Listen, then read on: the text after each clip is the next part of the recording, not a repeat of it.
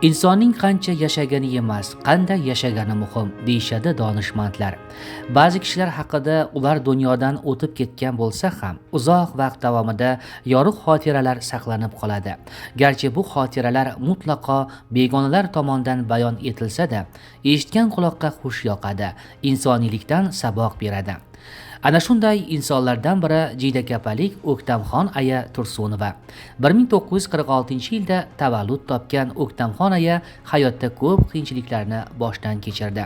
U haqida Namangan viloyat televideniyasi orqali efirga uzatilgan ko'rsatuvda shunday ta'rif beriladi. Ayol, u avvalo ona. Oiladagi saranjomlik, farzand tarbiyasi uning gardanida. Ana shu yumushlardan ortib korxona yoki tashkilotda, dalada ishlashning o'zi bo'lmaydi. Qishloq ayollari buning uchun ham vaqt topa oladilar. Uychi tumani Jiydakapa qishloqida yashovchi O'ktamxon Tursunovaning bugungi faoliyati zamonaviy o'zbek ayollarining yorqin timsolidir. O'ktamxon opa bir qarashda boshqa qishloq ayollaridan farq qilmaydi. Sodda, samimiy bu ayolni qishloqdoshlari mehnatsevarligi uchun hurmat qiladilar. Bu Tursun Nishonboyev fermer xo'jaligi rahbari, usta paxtakor. 2000-yildan beri xo'jalikni boshqarib keladi. Opaning suyagi dalada qotgan. Rahmatli otasi Tursunboy Nishonboyevdan dehqonchilik sir asrorlarini qunt bilan o'rgandi.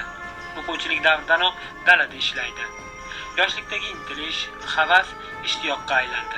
Keyinchalik u Toshkent qishloq xo'jaligi institutining Farg'ona filialida o'qib, oliy ma'lumotga ega olim agronom bo'ldi. Uzoq yillar sohada samarali ishladi. Istiqlol bergan ne'mat tufayli yer egasi bo'ldi. U baxtini mehnatdan topgan ayol.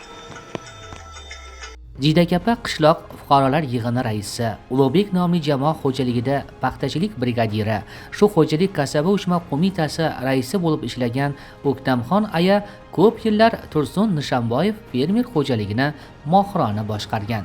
Bu haqda u shunday hikoya qiladi. Yomon bo'layotganimiz yo'q. 85-yildan 93-yilgacha paxtachilik brigadasini boshqargan bo'lsam, 88-yil rayonda shu oldingilar qator plan bajarganligim uchun menga bitta yengil mashina sovg'a qilishdi. Shundan beri mashina meni yuraman. Endi bu ham oyoq bilan, ham to'rt oyoqli mashina bilan yugurib, kelib mehnat qilib, shuni evaziga yomon yashamayapman. Sababi sizdan kamchiligimiz yo'q. Hammasi halol topgan mehnatimiz orqasidan farzandlarni o'qitdim. Hammasini yo'lini topqizdim. Dehqonchilik orqasidan mana ancha texnikalar oldim. Brigadirlikdan keyin mana davlatimizni bizga yaratgan bu mehribonchiligi, mustaqilligimizni bergan ne'mat sifatida biz mana fermer xo'jaliklar tashkil qilindi. Endi shuncha yil ishladim deb o'tirmasdan yana shu sobiq Ulug'bek shirkat xo'jaligidan 10 gektar yer olib, dadamizning nomlari o'chmasin deb Tursun Nishonboyev fermer xo'jaligi tashkil qildim. Hozirgacha 2000-yildan beri ikkita yo'nalishda paxtachilik, donchilik yo'nalishi bo'yicha ishlab bordik. Fermer xo'jaligida 10 gektar yer hisobidan texnikalar oldim. Hozir traktorim bor, pritsepim bor, kultivatorim bor. Hamma mayda ishladim. Shu qishloq xo'jaligida ketadigan texnikalarni qildim. Bu hammasi mehnatim evaziga.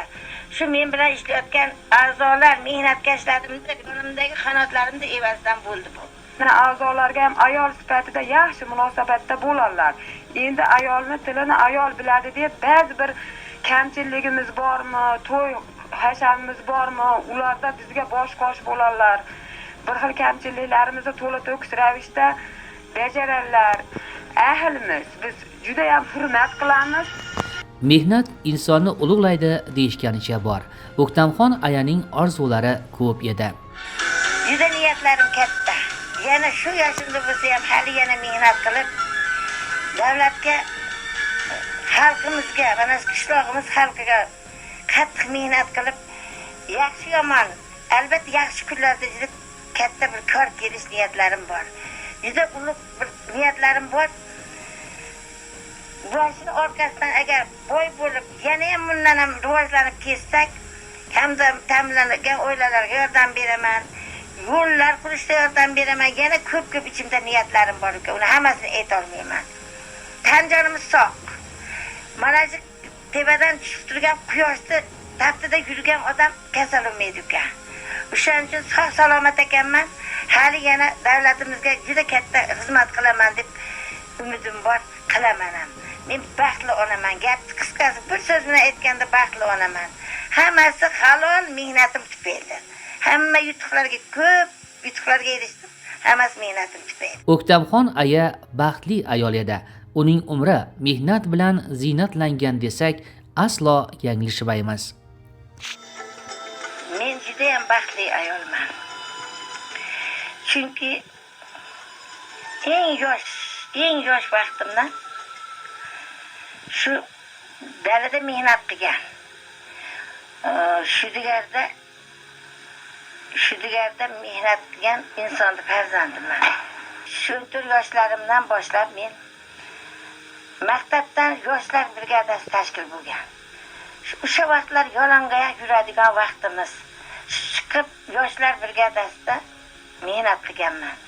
Shunda meni mehrim toblanib qishloq xo'jaligiga bog'langanmi yoki dadamiz, onamiz hammalari dehqon bo'lgani uchunmi? Hozirgi yoshimgacha hali shu dehqonchilik orqasida yuribman. Dehqonchilik orqasidan yomon bo'lganim yo'q. Men mana o'qishlarni bitirib kelib, turmush qurib, 6 nafar farzandning onasi bo'ldim. Men baxtli onaman.